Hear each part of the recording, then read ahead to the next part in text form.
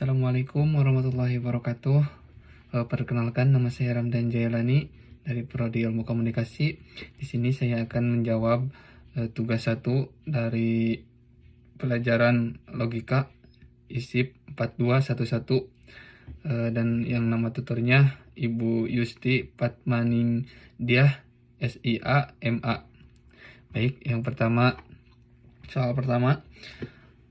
Term pada hakikatnya terbagi menjadi banyak jenis. Sebut dan jelaskan 3 macam term tersebut, sertakan juga contohnya. Baik, yang pertama saya jawab.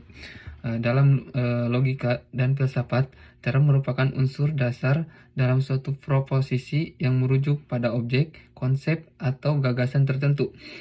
Term dapat dibedakan dalam beberapa jenis. Berikut adalah 3 macam term beserta penjelasan dan contohnya.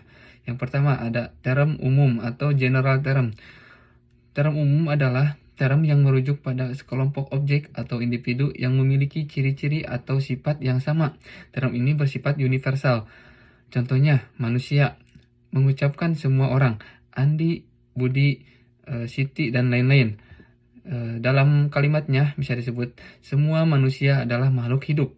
Baik, itu yang pertama. Yang kedua, ada term khusus atau partikular term, atau term khusus adalah term yang merujuk pada individu atau entitas tertentu saja, bukan kelompok.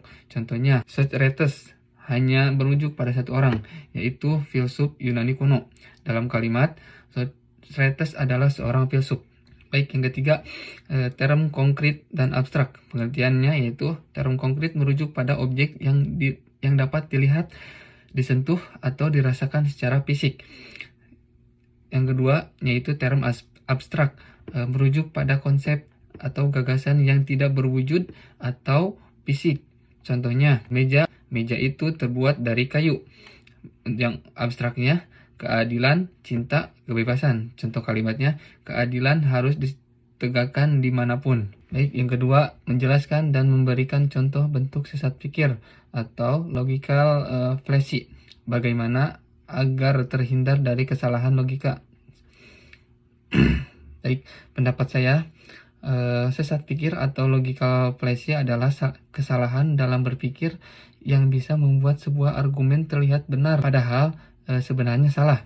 Hal ini sering terjadi dalam diskusi, debat, atau bahkan dalam kehidupan sehari-hari tanpa kita sadari. Karena itu, penting bagi kita untuk mengenal dan memahami bentuk-bentuk sesat pikir agar tidak terjebak dalam pola pikir yang keliru.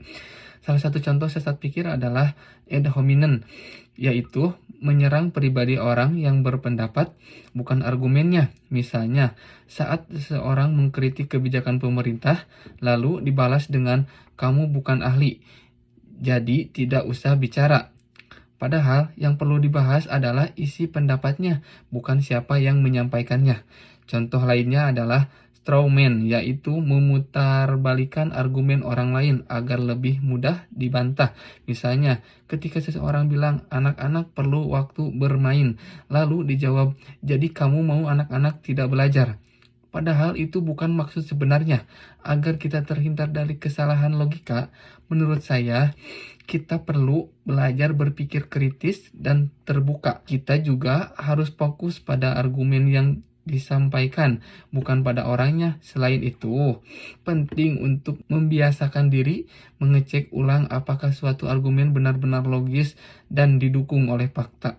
Baik, sekian jawaban dari saya. Kurang lebihnya mohon maaf. Assalamualaikum warahmatullahi wabarakatuh.